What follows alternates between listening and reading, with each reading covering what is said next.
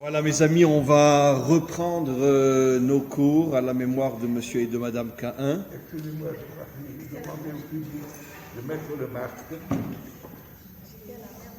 J'ai eu une alerte hier dans un bête-tête comme celui-ci. Je me suis trouvé avec deux messieurs que je connais bien. En sortant, j'ai appris qu'ils étaient contrôlés positifs pour la corona.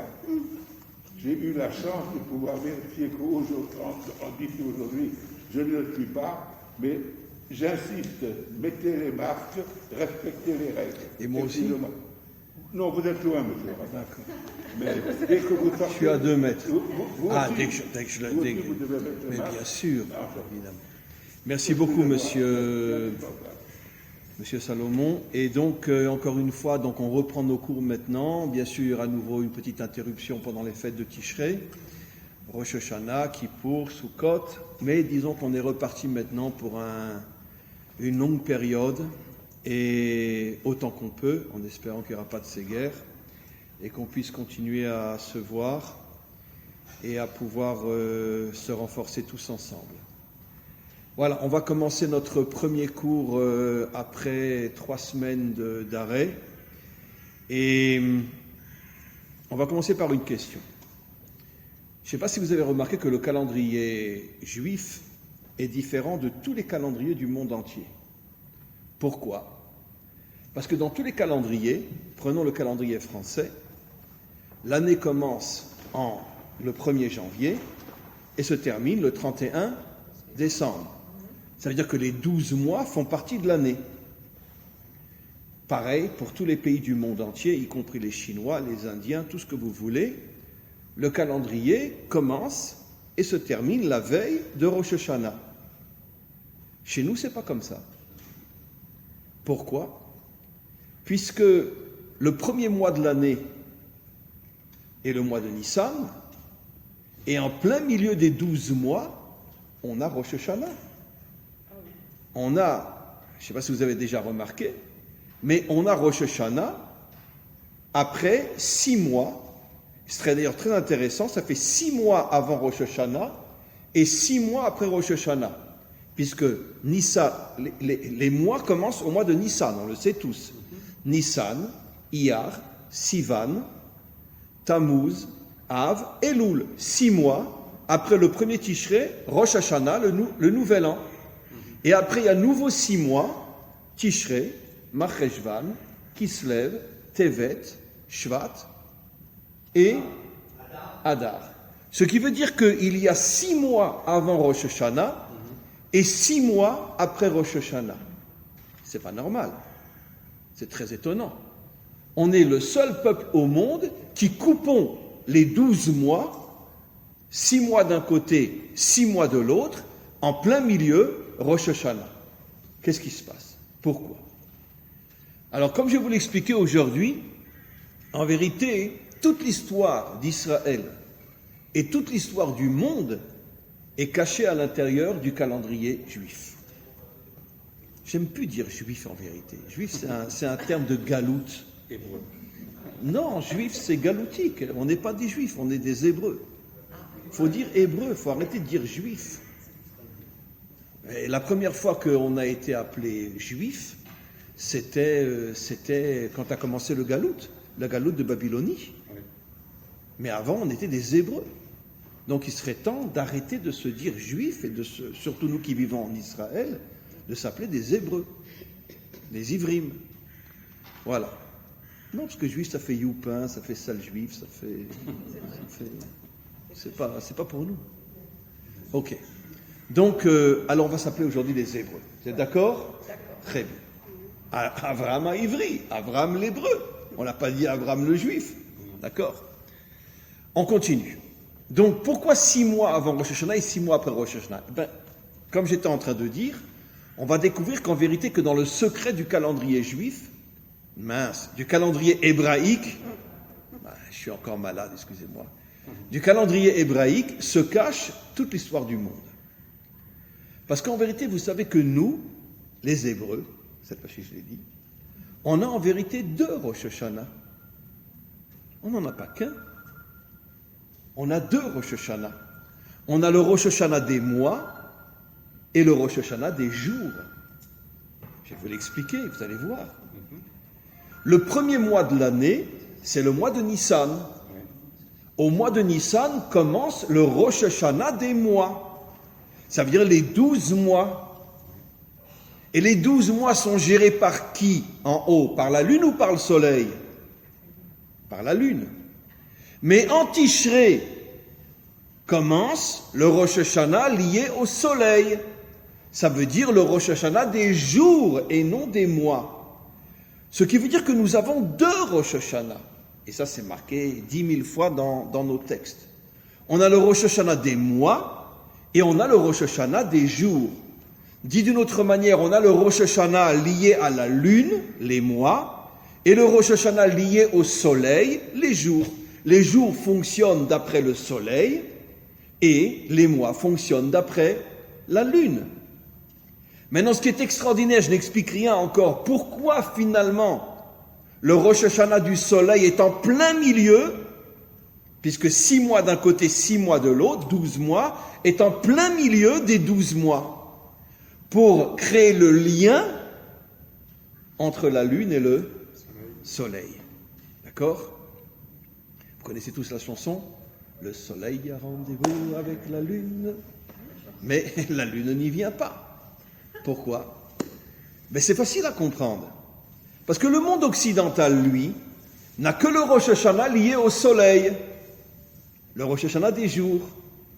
Le monde musulman n'a que le Rosh Hashanah lié à la lune. C'est très intéressant. Ça veut dire qu'une partie du monde n'a que le Rosh Hashanah soleil, une autre partie du monde n'a que le Rosh Hashanah lune, les musulmans, et nous, Israël, on a les deux.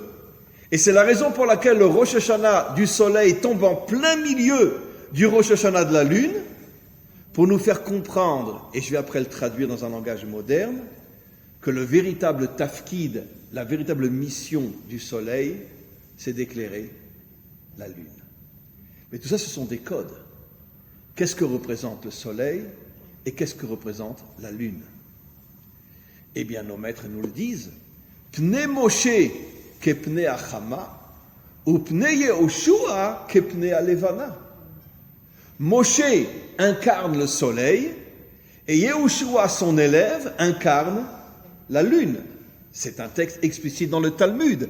Pnei Moshe kepnei Achama, Chama, ça veut dire le soleil, ou pnei Yehoshua, le visage de Yeshua, kepnei Alevana, et comme la lune. Et quel était le travail de Moshe? D'éclairer Yehoshua. Maintenant, ici, on allait plus loin. Moshe, il incarne quoi? Moshe, il représente quoi? La Torah. Et Yehoshua, il incarne quoi? L'action. Qui a conquis la terre d'Israël? Qui était à la tête de la terre d'Israël pour installer Israël sur la terre d'Israël? Qui a pris la tête d'Israël tout de suite après Yehoshua, après Moshe? Yehoshua.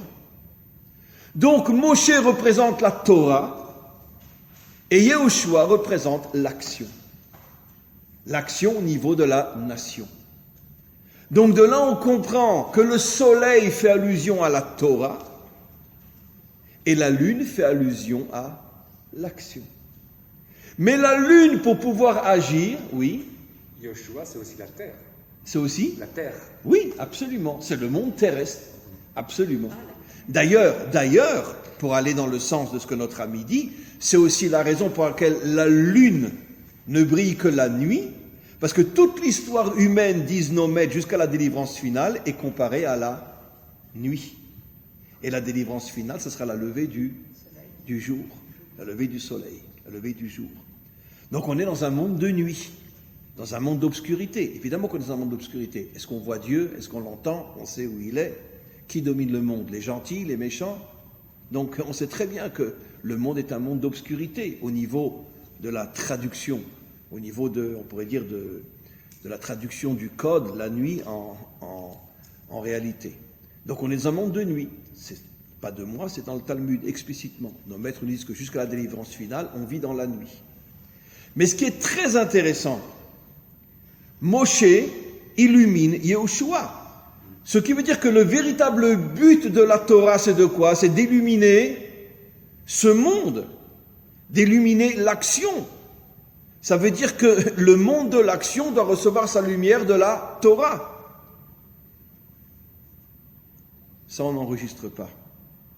Est-ce que le monde de l'action reçoit sa lumière de la Torah aujourd'hui? Cause toujours et boit de l'eau fraîche. Non, pas du tout. La Torah, elle est confinée dans une yeshiva, et le monde de l'action, il est confiné dans la laïcité. Ce qui veut dire que finalement, le monde de l'action, depuis des millénaires, est complètement déconnecté du monde de la Torah. C'est pour ça que je dis toujours, avec toute la responsabilité qui engage ce que je dis, la Torah, à part, on peut les compter sur les 5 doigts de la main dans chaque génération, les Juifs qui ont encore la Torah, mais la Torah a complètement disparu et elle a été remplacée, comme dans tous les peuples et dans toutes les nations, par la religion juive, le clergé. En vérité, la Torah a disparu. Pourquoi? Parce que le but de la Torah, c'est d'illuminer le monde matériel. Moshe, qui est la Torah, illumine Yehoshua, qui représente le monde de l'action. Le monde qui va conquérir la terre d'Israël et installer et créer la nation d'Israël, après 14 ans de combat. Donc on voit que finalement, cette union entre la vraie Torah et le monde de l'action a complètement disparu depuis des millénaires dans le monde entier et chez nous aussi depuis des millénaires. Les hommes de Torah sont confinés dans leurs illusions et les hommes d'action sont confinés dans leurs illusions. Les uns sont dans le ciel, les autres ne sont que sur la terre et il n'y a pas d'union entre les deux. Il y a évidemment des exceptions, ne prenez pas tout ce que je dis à la lettre, mais je parle au niveau de la grande image. La Torah d'un côté, la laïcité de l'autre, ce qu'on appelle depuis la Révolution française la séparation entre l'Église et l'État, tout simplement. Et ça s'est répandu dans le monde entier, et aujourd'hui avec notre nouveau gouvernement, on s'attend à des choses catastrophiques au niveau de la séparation entre le monde de l'action et le monde de la Torah. Mais d'un autre côté, je ne vois pas ce qu'ils vont rajouter de plus, puisque de toute façon, dans les faits, le monde de la Torah est complètement déconnecté du monde de l'action. Donc de toute façon, même s'ils ouvrent le Shabbat, les magasins, les autobus, ça va changer quoi? De toute façon, les deux dimensions, le soleil et la lune, sont complètement séparés. C'est pour ça que Charles Trenet avait raison quand il chantait « Le soleil a rendez-vous avec la lune, mais la lune ne vient pas ». Pourquoi la lune ne vient pas? Vous allez comprendre, c'est extraordinaire. Il n'a pas dit « le soleil ne vient pas ». Il a dit « la lune ne vient pas ». Et je vais vous le prouver à quel point il avait raison. Parce que finalement, c'est la lune qui refuse de recevoir sa lumière du soleil, plus encore que le soleil refuse d'éclairer la lune. C'est surtout la lune, le monde de l'action, qui ne veut pas. Donc maintenant, on a compris quelque chose d'extraordinaire. Pourquoi le calendrier hébraïque, le Rosh Hashanah du soleil, tombe en plein milieu du Rosh Hashanah de la lune?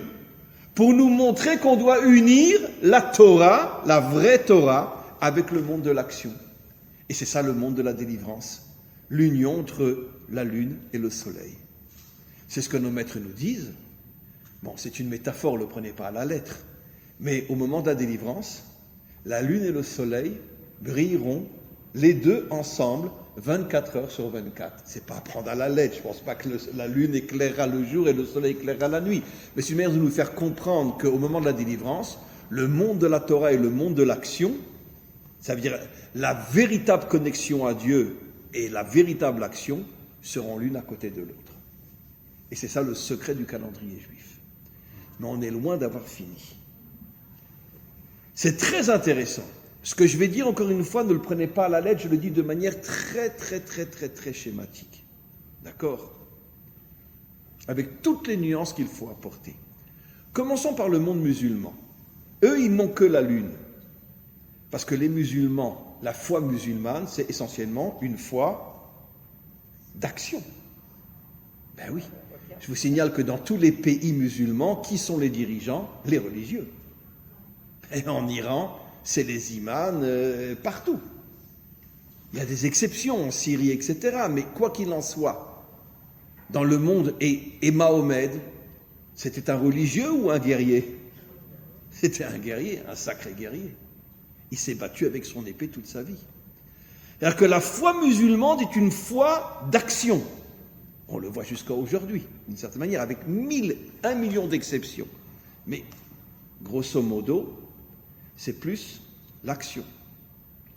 Dans le monde occidental, la religion est plus une religion céleste. C'est la preuve, c'est ce que les révolutionnaires français ont fait, la séparation entre l'Église et l'État, qui est, on pourrait dire, la source du monde moderne. Avec toutes les nuances qu'il faut apporter, selon qu'on soit catholique, évangélique, protestant, etc. Il y a des milliards de nuances, comme d'ailleurs chez nous. Chez nous aussi. Si on est un Dati Leumi ou un Chassid Gour ou un Breslev ou un Lubavitch, c'est des approches complètement différentes, soi-disant de la même Torah. Un Dati Leumi, il va à l'armée, il travaille, etc., même s'il est religieux. Un Chassid Gour, beaucoup moins, etc. Donc chez nous aussi, il y a toutes ces nuances-là. Mais au niveau de la grande image, on va dire que le christianisme est plus céleste, l'islam est plus terrestre, et finalement, une chose extraordinaire, vous savez ce que notre tradition nous dit, que la source biblique du monde occidental, c'est Esav. La source biblique du monde musulman, c'est Ishmaël. Et les deux sont de la famille d'Abraham. Ça veut dire qu'en vérité, Hachem, pardonne-moi de ce que je vais dire. Quel est le véritable responsable de la séparation du monde et de toutes les guerres et de toutes les disputes qu'il y a dans le monde? C'est nous les Juifs. Parce que nous n'avons pas été capables d'unir la lune et le soleil.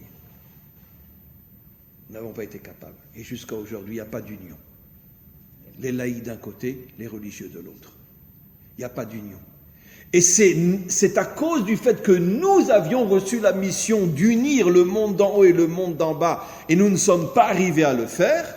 C'est la raison pour laquelle, j'oserais dire presque pour nous punir, Hachem a fait naître 2 civilisations au niveau de la grande image. Je ne rentre pas dans les détails, parce qu'il y a des millions on pourrait dire, d'hommes et chrétiens et musulmans qui se comportent différemment de ce que je dis. Et Dieu sait que j'en connais. Et à la fois dans le monde musulman et dans le monde chrétien, des gens qui n'ont rien à voir avec ce que je suis en train de dire. Je parle de la grande image. Au niveau de la grande image, Hachem a fait naître 2 civilisations qui, une va représenter le ciel et l'autre va représenter la terre. Et les deux, d'une certaine manière, avec toutes les nuances qu'il faut apporter, sont contre Israël. Comme pour dire à Israël, c'est vous les fautifs de ce qui se passe. Parce que vous n'avez pas été capables d'unir le ciel et la terre. Bien sûr. C'est quand même incroyable que Esav sort de Yaakov. C'est quand même incroyable que Ishmaël sort d'Abraham. Pourquoi? Mais qui ne comprend pas le message?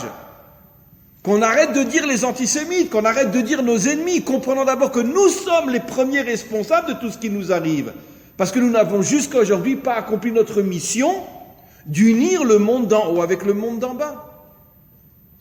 Et maintenant revenons sur la chanson de Trenet. C'est la lune qui vient pas. Eh bien, sachez que ça se voit dans le dernier mois du côté de la lune et du côté du soleil. Quel est le dernier mois du côté de la lune? Le mois de Elul. On est rentré dans le mois de Elul, puisqu'après on rentre Rosh Hashanah. Quel est le dernier mois des mois qui sont du côté du soleil? Adar. Eh bien, ces 2 mois ont un point commun. C'est quoi? Vous savez tous que le mot Elul n'existe pas, c'est pas un mot hébreu. Qu'est-ce que ça veut dire Elul? C'est les comment dire Hachetevot en français? C'est les initiales d'une phrase. Ani dans Shir Hashirim, Ani ledodi vedodili. Qu'est-ce que ça veut dire Ani ledodi vedodili? Je vais vers mon Créateur et seulement à ce moment-là, mon Créateur viendra vers moi. Ça veut dire quoi? Je vais vers mon Créateur et mon Créateur viendra vers moi. Mon Créateur, c'est le soleil, c'est celui qui m'éclaire. Moi, je suis la lune qui reçoit sa lumière. Qui doit faire le premier pas vers l'autre? C'est la lune qui doit venir le premier vers le soleil. Et c'est pour ça que Charles Trenet a eu raison quand il dit « Mais la lune ne vient pas ». C'est incroyable. Hein. Comme je dis toujours, mais je le dis avec la plus grande sincérité, il n'y a pas une langue au monde qui traduit des messages de Torah d'une authenticité aussi incroyable que la langue française. C'est incroyable. Je ne sais pas, un jour, il faudra qu'on fasse vraiment une enquête d'où la langue française contient dans ses proverbes, dans ses messages, des messages de Torah à ce point authentiques. D'accord ? L'enfer est pavé de bonnes intentions. Mais c'est une phrase explicite dans le Talmud. Explicite. De bonnes intentions. Le Talmud dit, qui se trouve en enfer, bon, l'enfer pas dans le sens, mais qui se trouve en enfer, des gens qui toute leur vie ont montré une vitrine, je suis bien moi, hein, mais dans la réalité, oui, c'est Ashkenaz. Achlas, en Sfarad. Très bien. Ben oui. Absolument. Pourquoi? C'est pas les grands Réchaïm qui vont au Guinam, eux aussi sans doute. Mais la Gemara dit qui va au Guéhinom? Ceux qui toute leur vie ont montré une vitrine. Ah, moi je suis plein de bonnes intentions, hein. Moi je veux sauver le monde, je veux, d'accord, comme nos gouvernants, quoi, qui sont toujours en train de dire qu'ils veulent le bien des peuples. Mais surtout ne fouille pas trop ce qu'il y a derrière, parce que, oh là là là là. D'accord. Eh bien c'est ça. Eh bien regardez cette phrase en français. L'enfer est pavé de bonnes intentions. Pourquoi il n'y a pas des grands méchants en enfer? Pourquoi pavé de bonnes intentions? Pour nous dire que tous ceux qui se créent une vitrine de paraître bien, mais qui en cachette sont mauvais, c'est ceux-là les premiers qui vont aller en enfer. Et combien il y a de phrases et de proverbes en français qui traduisent des notions de Torah absolument incroyables. Et ça, un jour, je dis, il faudra vraiment faire une enquête pour savoir pourquoi la langue française contient tellement de messages torahïques. C'est absolument incroyable. En tous les cas, je reviens maintenant sur ce que je dis. Donc le mois de Elul, dans lequel nous sommes rentrés depuis 2 jours, représente le message « Tu veux qu'Hachem s'occupe de toi, sois le premier à aller vers lui. Toi, tu es la lune, tu es censé être dans le monde terrestre, alors fais un pas vers lui. Et quand il verra que tu fais un pas vers lui, à ce moment-là, lui aussi fera un pas vers toi. Mais croire que lui va te prendre en main sans que tu fasses rien pour venir et te rapprocher de lui, tu rêves complètement. Ça, c'est la définition de la véritable connexion à Dieu. C'est pas à lui d'être le premier à venir vers nous, c'est à nous d'être les premiers à aller vers lui. Et regardons le mois d'Adar. Le mois d'Adar, c'est exactement la concrétisation de ce que je viens de dire. Le mois d'Adar, c'est le combat entre Mordechai et Haman. Qui est le seul qui a eu le courage de se battre contre Haman? Mordechai. Où étaient les 119 maîtres de l'époque, puisqu'il y avait 120 grands à l'époque? Où étaient-ils? Excusez-moi, ma femme m'a appelé, je dois aller faire la vaisselle. Très bien. Où était-il? Qui a eu le courage de venir affronter Haman? Qui a eu le courage de se mettre non seulement lui en danger, mais avouons-le, de mettre tout Israël en danger? Vous imaginez à l'époque de Hitler, quelqu'un qui aurait osé aller affronter Hitler? Même dans nos rêves, dans nos cauchemars, on ne peut pas imaginer une chose pareille. Personne ne l'a fait. Vous auriez imaginé à l'époque de Staline, quelqu'un osait affronter Staline? Il y en a un qui a eu le courage. Et il a été assassiné. Qui c'était? Trotsky. Trotsky. Vous savez comment il s'appelait Trotsky au départ? Bornstein. C'est un juif, Trotsky. Vous savez que j'ai étudié avec son petit-fils. Ouais, j'ai étudié à Bnei Brak avec son petit-fils. Et il s'appelait Bornstein. C'était à Bnei Brak. Alors, il vient s'asseoir à côté de moi. Il dit, est-ce que tu voudrais qu'on étudie ensemble? Je lui dis, pourquoi pas? Je venais d'arriver à la yeshiva. Je lui dis, comment tu t'appelles? Il dit, Bornstein. Mais mon origine, c'est Trotsky. Je lui dis, comment Trotsky? Quoi, tu es un descendant de Trotsky? Mais Trotsky, il était laïque, athée complètement. Il me dit, oui, mais quand Trotsky a été tué par Staline, en Amérique du Sud, parce que c'était réfugié en Amérique du Sud, là-bas, Staline a envoyé des agents à lui pour l'assassiner, il s'est fait assassiner en Amérique du Sud. Mon père a fait tchouva. Mon père, c'est-à-dire le fils de Trotsky, a fait tchouva. Il a changé son nom, il s'est rappelé Bornstein, et il a mis au monde, entre autres, cet enfant avec lequel j'ai étudié à Bnei Brak. C'est incroyable. Le petit-fils de Trotsky. Alors que Trotsky était complètement laïque, c'était un communiste, un bolchevique. Mais il a osé s'opposer à Staline, ça lui a coûté la vie. Il a été assassiné après par Staline. Mais quoi qu'il en soit, il faut comprendre la grandeur de Mordechai. Parce que alors tu veux t'opposer à un méchant, mais pourquoi tu mets tout le peuple juif en danger? Et si ça n'avait pas réussi, si ça n'avait pas marché? Mais il savait qu'il allait réussir. Pourquoi? Parce qu'il connaissait le principe. Quand tu fais toi le premier pas et que tu es prêt à te mettre en danger, à ce moment-là, Hachem ne t'abandonne pas. Et il se dévoile à toi. Comme je dis toujours, et j'ai pas de preuve de ce que je dis, mais j'ai cette intuition au plus profond de mon ADN. Vous savez, grâce à qui, à part Herzl, mais grâce à qui on est revenu en 48 en Eretz Israël? Grâce à la révolte du ghetto de Varsovie. J'en ai aucun doute. Ils se sont tous sacrifiés, ils ont tous été massacrés, mais cette révolte-là, qui est pratiquement l'une des rares révoltes des Juifs pendant la Shoah, il y a eu des résistants, il y a eu etc. Mais une révolte entièrement juive, que des Juifs, qui se sont révoltés contre les nazis, qui en ont tué beaucoup, et qui après ont tous été attrapés, tous été assassinés. J'ai la conviction, mais alors à 10 milliards de pourcents, que c'est cette révolte-là qui a réveillé dans le ciel la volonté d'Hachem de ramener son peuple sur sa terre. Pas que, il y a eu d'autres, bien sûr, d'autres qui ont agi pour. Mais je pense que la dernière action qui a réveillé Hachem, c'est la révolte du ghetto de Varsovie. Parce qu'eux ont compris que tu ne peux pas attendre que Hachem te prenne en main. Il faut toi faire quelque chose. Et donc, Mordechai a risqué sa vie, le ghetto de Varsovie, et maintenant remontons plus loin. Puisqu'on vient de dire que la lune ne vient pas. Et c'est Elul, Ani, Ledodi, je vais vers mon Créateur et mon Créateur vient vers moi. Donc c'est à moi de faire le premier pas. Et j'ai donné des exemples de premiers pas qui d'une certaine manière me mettent en danger. Mais quelle est la première fois que Israël a fait le premier pas qui l'a mis complètement en danger? Et s'il n'y avait pas eu le miracle de Shabbat Agadol, tout Israël aurait été exterminé? Eh bien au moment de la sortie d'Égypte. Je vous signale que le sacrifice de l'agneau, mais c'était un acte de folie pure. C'est pour ça que combien ont refusé de le faire? 80% des Juifs ont dit à Moshe, mais t'es un taré, toi. Le 14 Nissan était le jour du culte de l'agneau en Égypte. Les Égyptiens adoraient l'agneau. Pourquoi ils adoraient l'agneau? Ben, comme nos dirigeants aujourd'hui devenaient des agneaux et ne bronchaient pas. Voilà, c'est ça le culte de l'agneau. Ça veut dire transformer les peuples en moutons. Très bien. Et donc il y avait le culte de l'agneau. Et ça tombait au mois de Nissan, le 14 Nissan.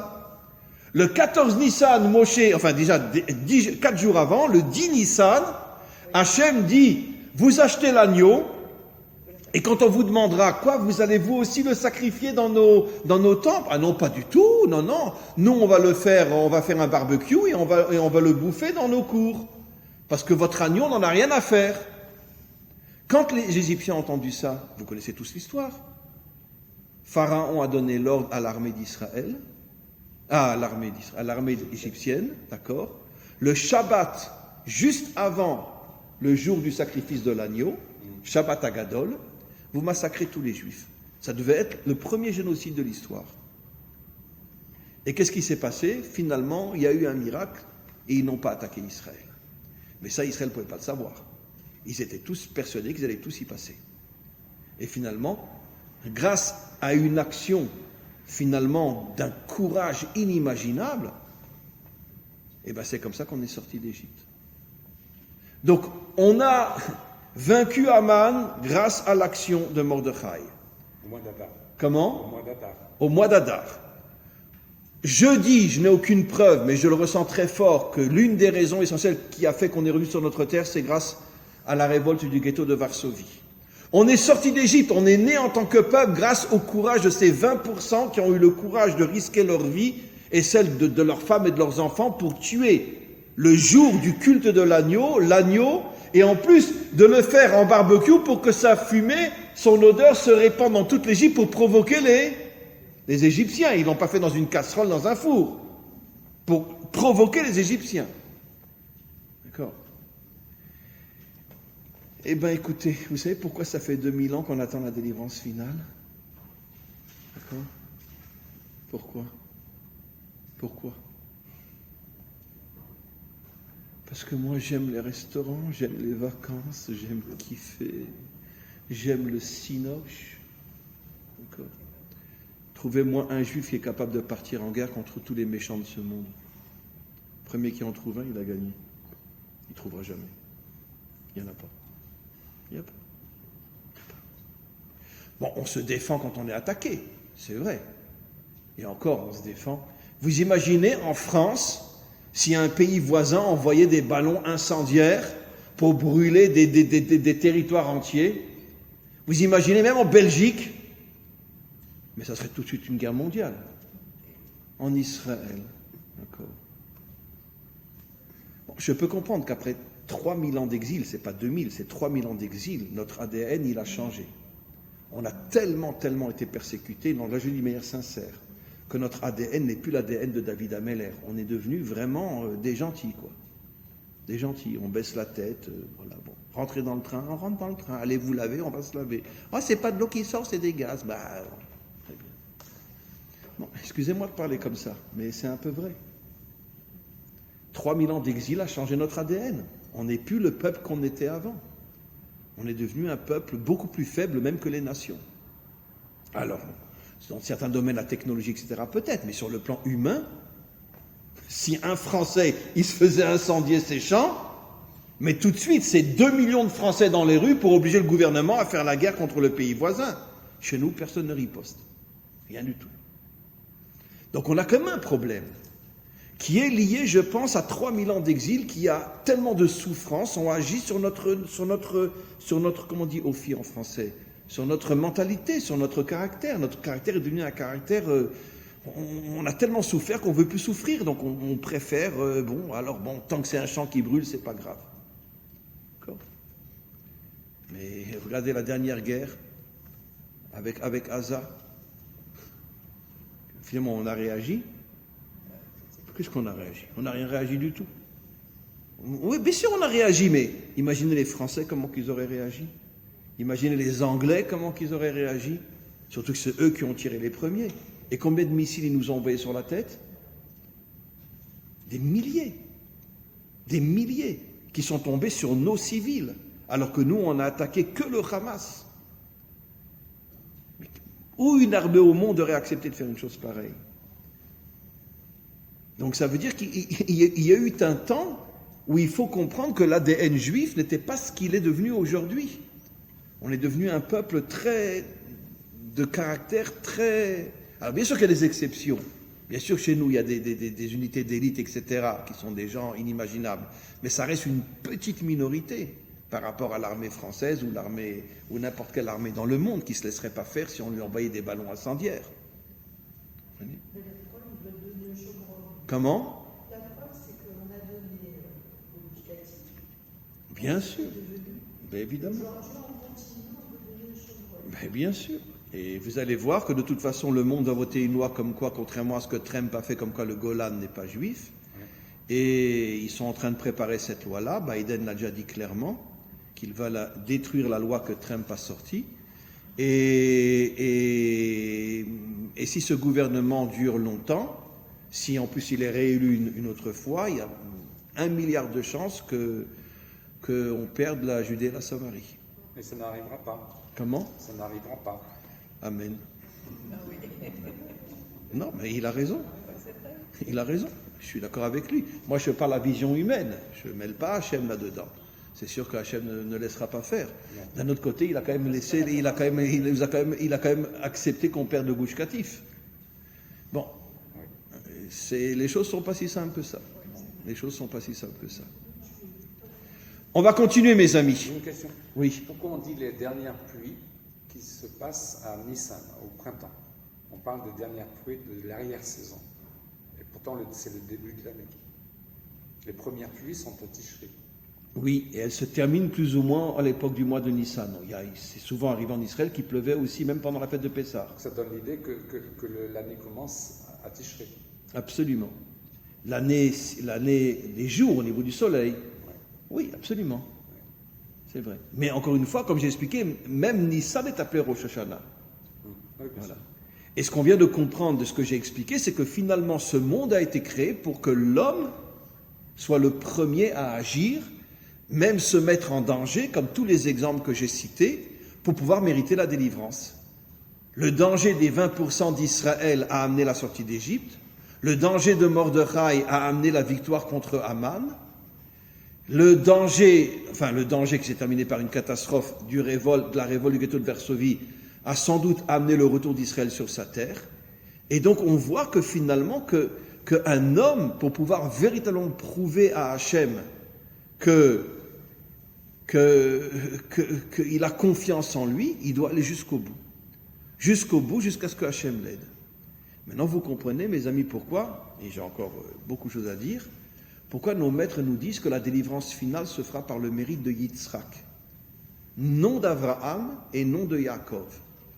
Au point que, comme je l'avais cité souvent dans certains cours, ici aussi, le Baal HaTurim, qui est un grand commentaire dans la Torah, dit que le Mashiach s'appellera Mashiach ben Yitzhak. Et tous les commentaires posent la question, pourquoi pas ben Yaakov? On est tous des Bnei Yaakov, les 12 tribus d'Israël. Ou pourquoi pas Bnei Avraham, Yitzhak et Yaakov, pourquoi ben Yitzhak? Et le Baal HaTurim répond, parce qu'il aura la gvoura, le courage de Yitzhak. C'était quoi le courage de Yitzhak? De donner sa vie pour Hachem. De donner sa vie pour Hachem. Ça veut dire Hachem lui a dit, tu veux ma vie, tu la prends. Et il est mort ou il a été sauvé? Il a été sauvé. Qu'est-ce qu'on comprend de là? Que quand un homme a la détermination totale de donner sa vie, avec la certitude que si Hachem veut l'aider, Hachem peut l'aider, eh bien il peut être sauvé. Et vous savez que c'est une phrase explicite dans le Talmud qui dit que même lorsque tu as le tranchant de l'épée sur ta gorge, ne te décourage pas que Dieu peut te sauver.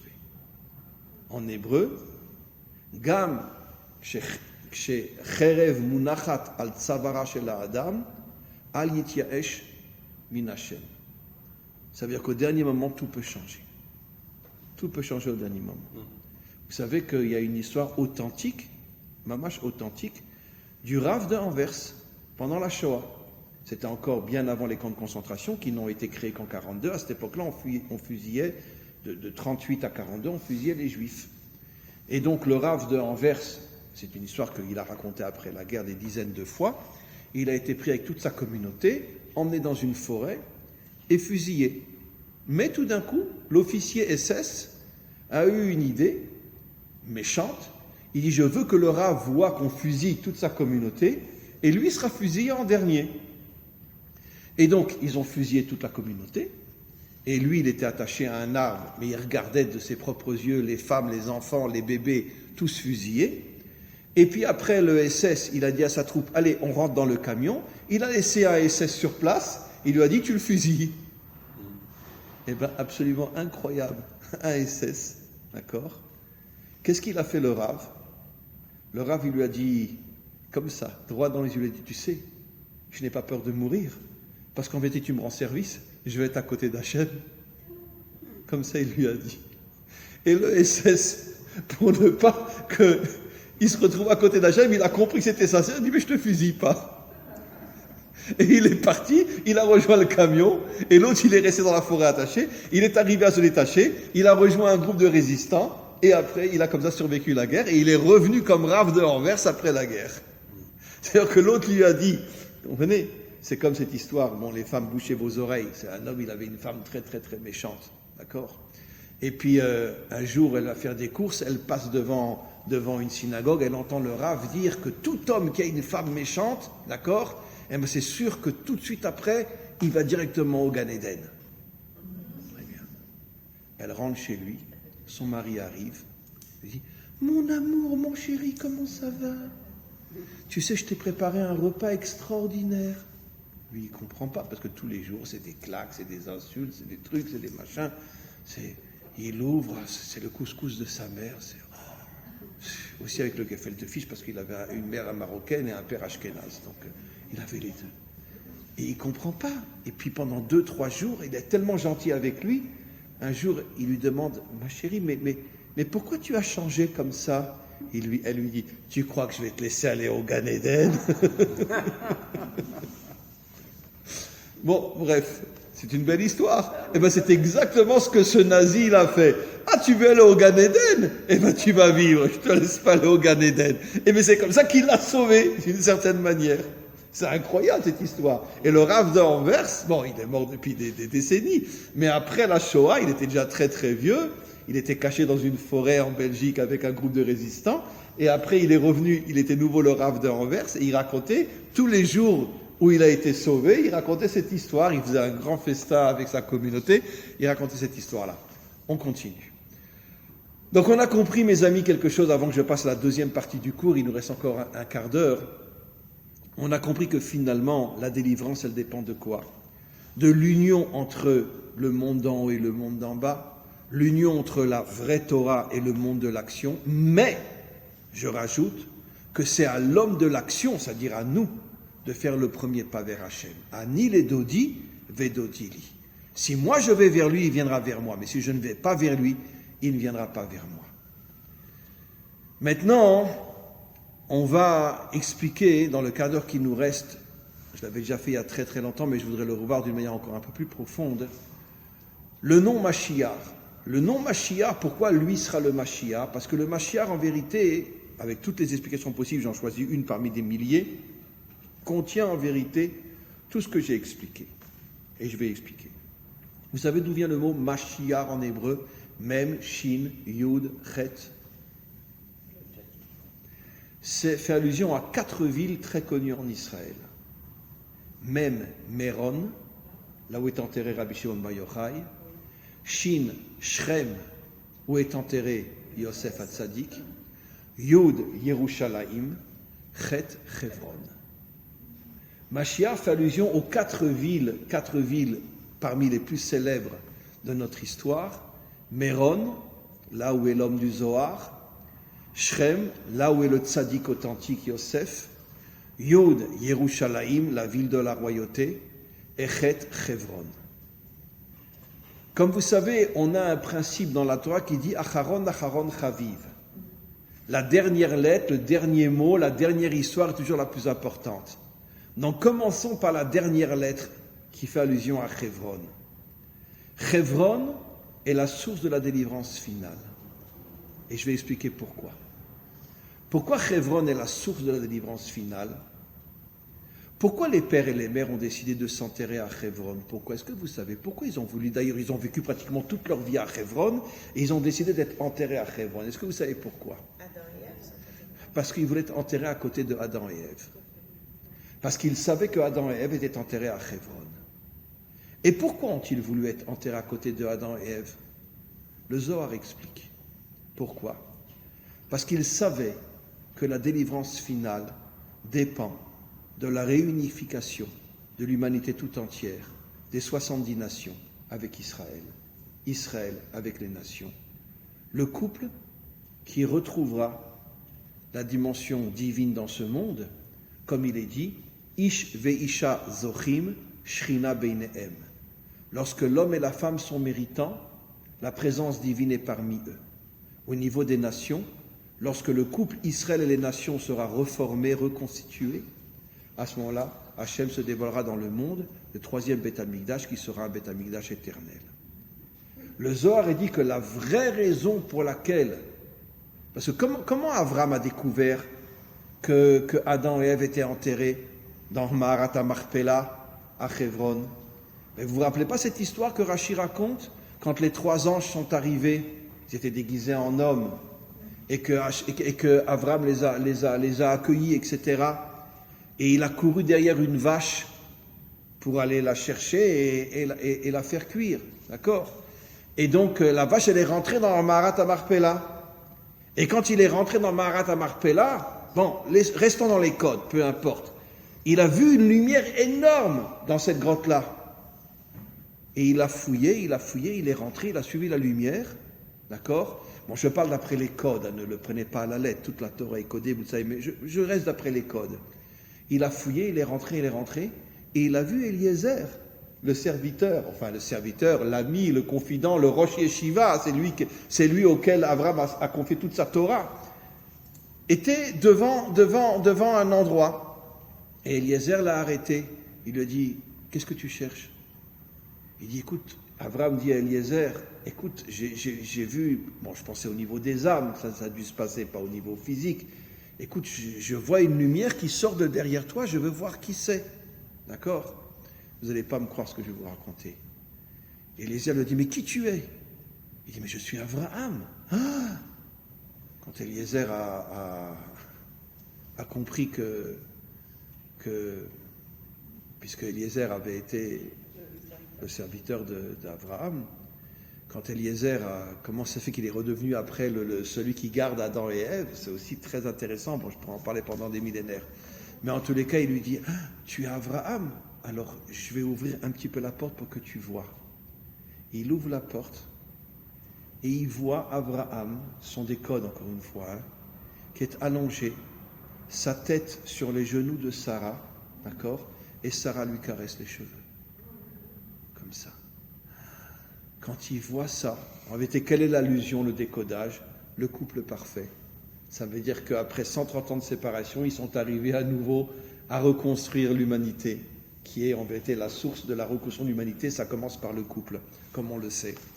Et donc, il voit ça, il ressort, il va chez Sarah, et lui dit, mais est-ce que tu sais qu'à Hebron sont enterrés Adam et Ève? Donc nous aussi, on doit vivre là et on doit être enterrés à cet endroit-là. Pourquoi? Parce qu'Abraham savait que la délivrance finale dépend de la reconstruction d'une humanité une. Et maintenant, regardez, qu'est-ce que dit le verset? Bayom haou Hashem echad ushmo echad. En ce jour, Dieu sera un et son nom sera un. Prenez le mot echad. Aleph, Adam. Chet, Chava. Dalet, Dvekut. L'union entre Adam et Ève. Dalet, c'est qui? Dalet, Dvekut. Dvekut, ça veut dire ils sont unis. Ils sont collés l'un à l'autre. En vérité, ça veut dire collés l'un à l'autre. Echad signifie l'union entre Adam et Ève, qui est en vérité la source, la racine de l'union, de l'unité au niveau de toutes les nations. Puisque comme on le sait, quand Hachem, pour la première fois, bénit Abraham, il lui dit, j'ai déjà dit des milliers de fois, « Venivrechu becha kol mishpechot ha'adama » seront bénis par toi toutes les familles de la terre. Tous les commentaires posent la question, pourquoi il n'est pas dit « seront bénis par toi tous les peuples de la terre » ? Pourquoi toutes les familles de la terre ? Pour nous faire comprendre que la solidité d'un peuple dépend de la solidité de la famille. C'est pour ça que le monde occidental aujourd'hui fait tout pour détruire le couple et la famille, pour nous transformer en robots, en animaux, au service des grandes puissances. C'est pour ça qu'on doit tout faire pour comprendre que, en vérité, la seule et unique raison pour laquelle on est sur Terre, c'est réussir notre vie de famille. Tout le reste, c'est des détails. Je ne dis pas que ce n'est pas des détails qui ne sont pas importants, mais des détails. D'accord ? Comme le corps, c'est un détail par rapport à l'âme. Même si on a besoin du corps et si on fait beaucoup de choses avec le corps, et on fait peut-être encore plus avec le corps qu'avec l'âme, mais quoi qu'il en soit, l'essentiel, ce n'est pas le corps, c'est l'âme. Donc même si on passe plus de temps au travail que dans notre famille, sur le plan qualitatif, là où on doit investir le meilleur de nous-mêmes, c'est avec notre épouse, nos enfants et notre famille. Et tout le salut du monde dépend de ça. Parce que quand le couple réussit, le peuple réussit. Donc maintenant, on reprend. Donc, pourquoi ils ont été enterrés là-bas? Pour faire allusion au fait qu'un jour viendra où Israël et les nations, puisque Adam et Ève, c'est bien sûr les matrices de l'humanité tout entière, donc eux représentent aussi et surtout la naissance des 70 peuples.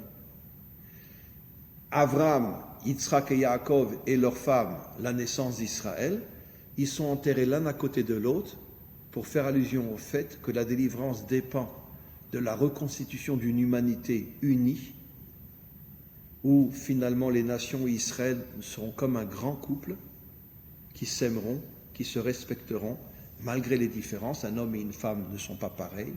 C'est évident que même au moment de la délivrance, il y aura des croyances différentes, il y aura des approches de Dieu différentes. On ne sera pas tous uniformes, tous avec le même habit de soldat. Il y aura des différences. Il y aura bien sûr plus d'idolâtrie, il y aura bien sûr plus de mensonges dans le monde.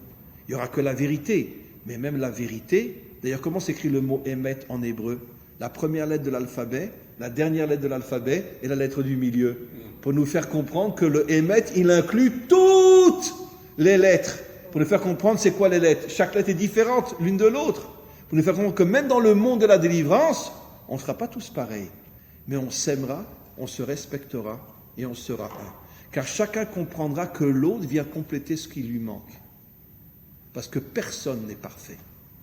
Chacun a besoin d'être complété par l'autre. Comme un homme est complété par son épouse. Comme une épouse est complétée par son mari. Et donc, c'est pour ça que finalement, chacun comprendra, au moment de la délivrance, c'est ça l'unité qui commence par Adam, Chava, Dvekut. L'unité entre Adam et Ève. Donc, on a la dernière lettre. Ça confirme tout ce qu'on a expliqué. Finalement, l'unité entre Israël et les nations, c'est aussi et surtout l'unité entre la lune et le soleil. L'unité entre le monde d'en haut et le monde d'en bas.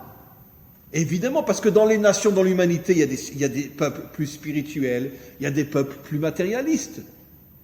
Mais on sera tous unis, les uns représentant le ciel, les autres représentant plus la terre, mais on sera tous unis. Après, on passe au Yud, on va en arrière, de gauche à droite.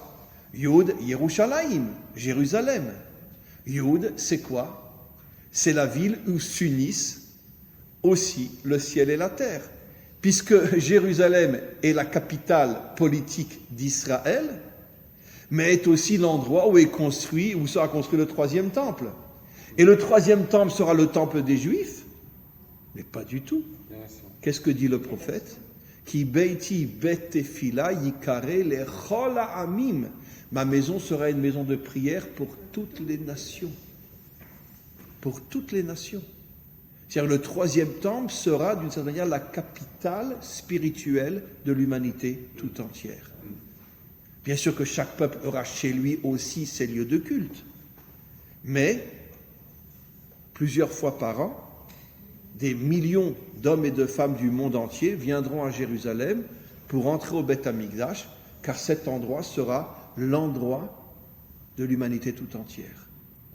Donc, puisqu'il y a le temple qui représente Dieu et la dimension, on pourrait dire terrestre, politique, qui représente le monde d'en bas, on voit que Jérusalem, encore une fois, est l'unité entre le ciel et la terre. Donc maintenant, on comprend mieux. Hebron est l'unité entre Israël et les nations, l'unité horizontale, tandis que Jérusalem est l'unité verticale, l'unité entre le monde d'en haut et le monde d'en bas. C'est incroyable. On continue. Après, on arrive à Shrem. Shrem, l'endroit où vit Yosef, le tzaddik. Mais ça, j'ai déjà expliqué des milliers de fois. C'est quoi un vrai tzaddik? C'est quoi un vrai tzaddik? C'est quoi? Quelqu'un qui est dans ce monde, qui a des épreuves inimaginables et qui n'est jamais tombé. Ça, c'est le vrai juste. Le symbole, c'est Yosef. Vendu à l'âge de 17 ans. Rien que ça, il aurait déjà pu perdre la tête, vendu par ses frères. C'est déjà une crapulerie inimaginable. Après, provoqué par la femme de Potiphar. Après 12 ans dans une prison égyptienne. 12 ans. Combien de temps a tenu Moursi dans une prison égyptienne? 1 an et demi. Imaginez-vous, il y a 4000 ans de prison égyptienne. Et excusez-moi de le dire, c'est pas de moi. Il avait la vingtaine, il était très beau. Vous savez que jusque dans les prisons aujourd'hui, moi j'ai travaillé pendant 8 ans dans une prison, je peux vous dire que l'homosexualité dans les prisons, elle est terrible. J'ai travaillé 8 ans dans les prisons en Israël. Et donc, même chez nous. Alors imaginez-vous, il y a 4000 ans, un beau gosse comme ça qui est dans une prison. Tous les jours, il se faisait agresser. Grâce à Dieu, il n'a jamais été violé. Parce que c'était un sacré guerrier, Yosef. Mais pendant 12 ans, tous les jours, 24 heures sur 24, on lui sautait dessus. Il n'est pas devenu fou. Et quelle a été la plus grande épreuve? 80 années, il dirige le pays le plus corrompu, le plus débauché, le plus idolâtre de la terre, l'Égypte. Et il n'est jamais tombé. Ça, c'est un juste authentique. Ce n'est pas celui qui est là-haut. Le vrai juste, c'est celui qui est en bas et qui ne tombe jamais. Donc on a encore une fois l'union entre le ciel et la terre. Et Méron, la ville où est enterré Rajbi, là aussi, Rajbi c'était quoi? C'était un petit religieux comme ça qui toute la journée avait des ailes et disait « Mon Dieu, mon Dieu, mon Dieu ». C'est le seul qui a osé se révolter contre Rome. Et c'est pour ça qu'il a dû se cacher dans une grotte pendant 12 ans, parce que sa tête était mise à prix. On se rappelle tous de cette histoire. Il y a eu une grande réunion secrète dans une cave entre tous les maîtres d'Israël, parce que c'était une époque où il y avait des massacres inimaginables, et les maîtres d'Israël n'en pouvaient plus. Et c'était tous des maîtres authentiques, attention, hein. Et le premier qui prend la parole, c'est Rabbi Yehuda Bar Ilai, qui est enterré juste à côté de Tzfat, un maître authentique. Il dit, on ne peut plus supporter ça. On ne peut plus voir nos femmes, nos enfants, massacrés tous les jours. Il faut absolument qu'on trouve un compromis avec les Romains. Et quand Rabbi Shimon Bar Yochai a entendu ça, il s'est levé, il a tapé sur la tête, il dit, un compromis avec les Romains? Hors de question. Mieux vaut qu'on y passe tous, mais il n'y aura pas de compromis avec ceux qui ont détruit notre temple. Après, malheureusement, ça s'est su, les Romains l'ont entendu, ils ont mis sa tête à prix, et il a été pendant pas 12 ans, 13 ans, dans une grotte, c'est là qu'il a découvert le Zohar. Mais qu'est-ce qu'on voit de Rajbi? C'était au départ un guerrier. Maintenant, quand il est sorti de sa grotte, qu'est-ce que lui et son fils sont devenus? Lui, il est devenu Rosh Yeshiva, il est devenu un homme qui toute la journée est assis et devant un livre? Non. Il est devenu maire d'une ville, je ne me rappelle plus laquelle, et il a passé le restant de sa vie à construire des routes, à construire ci, etc., des ponts, etc. Et vous savez ce qu'est devenu son fils? Un policier. Oui. Rabbi Eliezer est devenu un policier, c'est dans le Talmud. Pendant des décennies, il était policier. Et contre qui il se battait? Eh bien, contre tous les malfaiteurs juifs. Et c'est pour ça qu'il était détesté par son peuple. Il était très très détesté, d'accord? Et il était très solitaire. Et un jour, il s'est fait arrêter par... il passait près d'un marché, c'est dans le Talmud tout ça, et des Juifs sont sortis, ils l'ont traité de crapule, de salopard, excusez-moi, mais comment commences-tu à t'attaquer aux Juifs? Les Romains, ça ne suffit pas tout ce qu'on nous fait. Et vous savez ce qu'il a répondu? J'en ai les larmes aux yeux. Il a dit, vous savez pourquoi les Romains nous font du mal? Parce qu'il y a des voleurs et des violeurs parmi nous. Et moi, justement, je les arrête pour mettre fin à toutes nos souffrances. Bon, ils ne l'ont pas cru, ils ne l'ont pas écouté, etc. Ils l'ont traité d'ordure, d'oser arrêter des Juifs et les mettre en prison. Et donc, il a passé une vie très, très dure. Mais lui, il était persuadé qu'en s'attaquant à tous les malfaiteurs juifs, c'est comme ça que finalement, on retrouverait une vie... D'ailleurs, il y a une image qui est très très belle dans le Zohar, d'accord? Mesdames, quand vous recevez une rose de vos maris, vous la recevez avec les ronces? Non? Les ronces? Non? Les épines. Les épines? Non? Les épines, pardon. Non? Le fleuriste, il enlève les épines. D'accord? Mais au départ, une rose, elle est pleine d'épines. Mais si la femme, elle prend la rose comme ça, elle va se déchirer la main. Elle va engueuler son mari. Eh bien, c'est exactement ce que le fils de Rabbi Shimon il voulait faire. Enlever toutes les épines d'Israël pour que Israël peut-être pourra un jour s'en sortir et que les Romains soient moins méchants avec... Et entre autres, c'est Rabbi Eliezer qui révèle ce que j'ai dit au début du cours, que finalement, une grande partie des souffrances que nous avons, c'est parce que nous ne sommes pas à la hauteur de notre mission. Et c'est pour ça que Hachem nous envoie des ennemis pour, d'une certaine manière, nous faire comprendre que nous n'accomplissons pas notre véritable mission, pour laquelle nous avons été choisis, de réunir l'humanité tout entière et de réunir le ciel et la terre, la Torah et l'action, c'est-à-dire en vérité le soleil et la lune. D'accord? Voilà, donc on a une grande teshuva à faire, une très grande teshuva à faire, et il faut se prendre en main, et puis Be'ezrat Hashem, qu'on puisse être la génération qui voit la reconstruction de l'humanité tout entière, où on aura main dans la main, on fera une grande ronde autour de la terre, on aura dans sa main droite, on aura un musulman, dans sa main droite, dans sa main gauche, on aura un chrétien ou le contraire, et puis on aura un chinois, on aura un hindou, on aura un indien, toute l'humanité sera reconstruite, elle sera libérée de toutes les forces contraires qui nous salissent jusqu'à aujourd'hui, toutes les religions, toutes les idéologies seront purifiées, et il ne restera que le bien qu'il y a dans chaque peuple et dans chaque nation, et à ce moment-là, on redeviendra une humanité une, un véritable couple qui permettra à Hachem d'être au milieu de nous. Amen. Vechen Yeratzon.